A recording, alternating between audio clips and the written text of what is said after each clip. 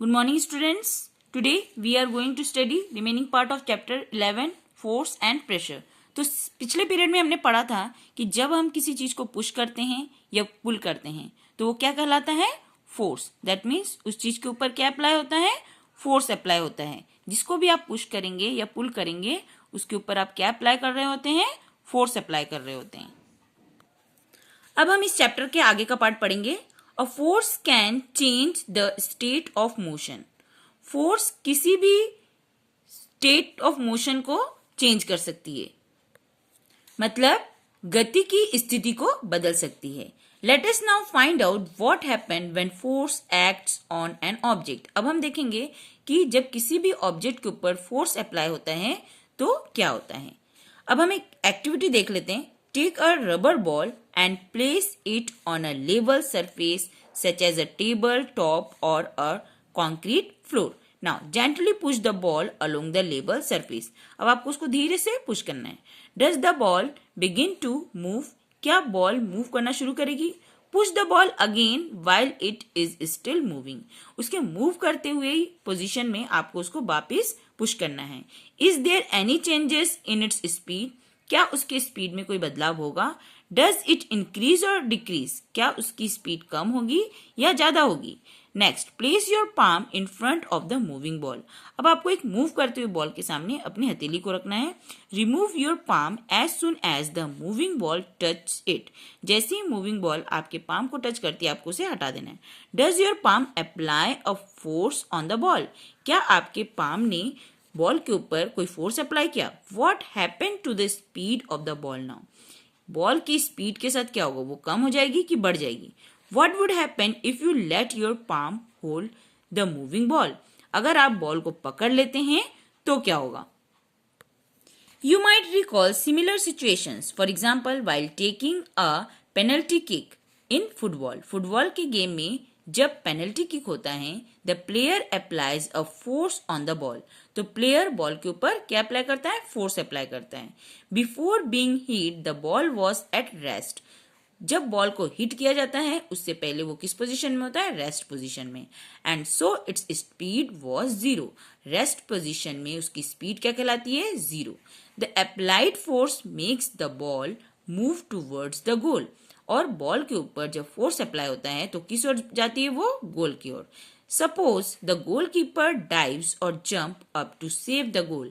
अगर goalkeeper jump करे ball के ऊपर या डाइव लगाए गोल को स्टॉप करने के लिए, by his action the goalkeeper tries to apply a force on the moving ball. इस एक्शन में क्या दिखाया जाएगा? क्या होगा? गोलकीपर क्या कर रहा है? फोर्स अप्लाई कर रहा है मूविंग बॉल को रोकने के लिए.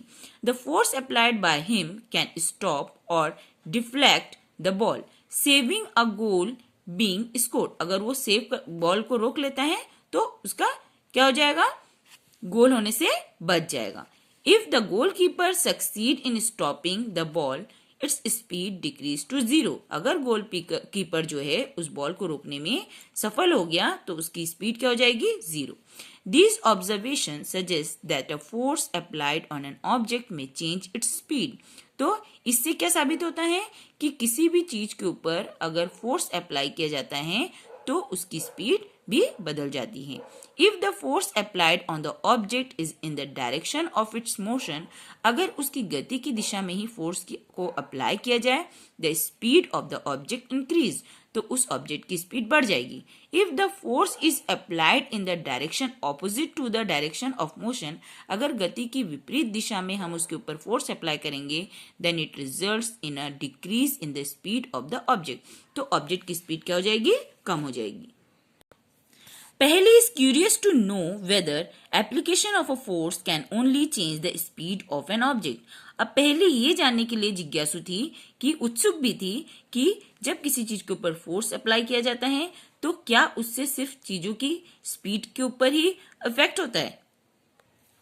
Let us consider some more examples. In a game of volleyball, players often push the moving ball to their teammates. तो वॉलीबॉल में क्या होता है? प्लेयर्स बॉल को किस ओर पुश करते हैं? अपने टीममेट्स की ओर. To make a winning move, ताकि एक विनिंग मूव हो सके. Sometimes the ball is return to the other side of the court. कभी कभी बॉल जो है कोर्ट के दूसरे साइड में आ जाती है बाय पुशिंग और smashing it. In cricket a batsman plays his or her shoot by applying a force on the ball with the bat. वो किससे अप्लाई करता है फोर्स को? बैट के through. Is there any change in the direction of motion of the ball? In this case, क्या ball के गति की दिशा में कोई बदलाव आता है? In all these examples, the speed and the direction of the moving ball changes due to the application of force. तो इन सभी केसेस में क्या हो रहा है? बॉल का डायरेक्शन क्यों चेंज हो रहा है? फोर्स की वजह से. Can you give a few more example of this kind?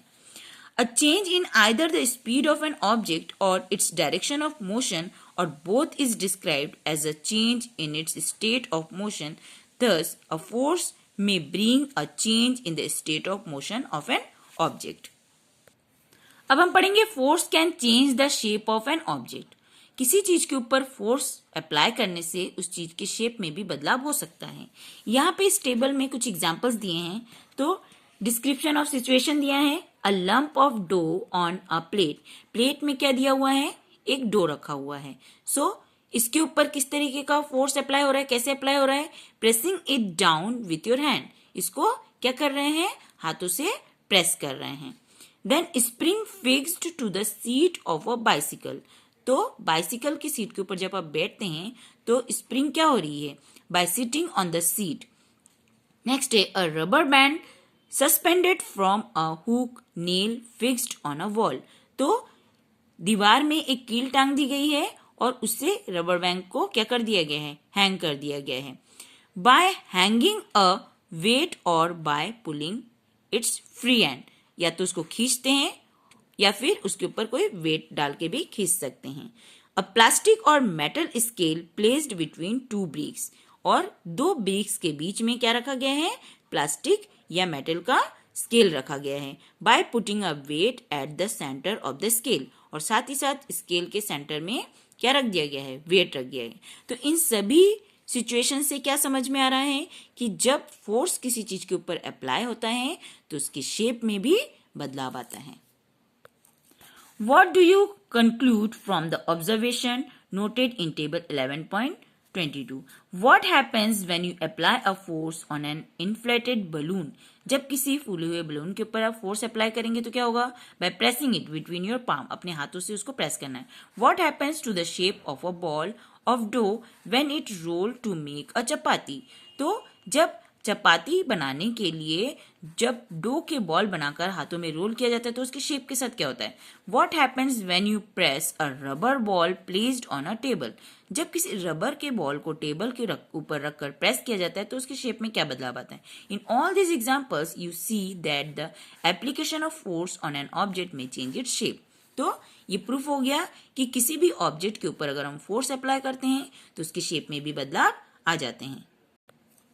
Having performed all the above activities, you would have realized that a force may make an object move from rest. उसको rest position से move करा सकता है.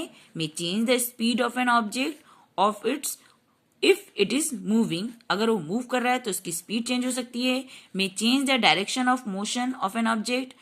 गति की दिशा में परिवर्तन हो सकता है. May bring about a change in the shape of an object. और चीजों के शेप में भी बदलाव आ सकता है. May cause some or all of these effects. इसमें से कुछ और सारे effects हो सकते हैं. While a force may cause one or more of these effects, it is important to remember that none of these action can take place without the action of force. तो इनमें से कोई भी एक्शन ऐसा नहीं है जो बिना फोर्स के हो सके. Thus an object cannot move by itself.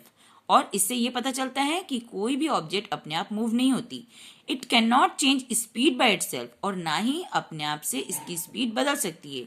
It can not change direction by itself. और ना ही अपनी दिशा को बदल सकती है अपने आप. And its shape can not change by itself. और ना ही अपने शेप को बदल सकती है अपने आप. अब इसके आगे का जो पार्ट है वो हम नेक्स्ट पीरियड में पढ़ेंगे.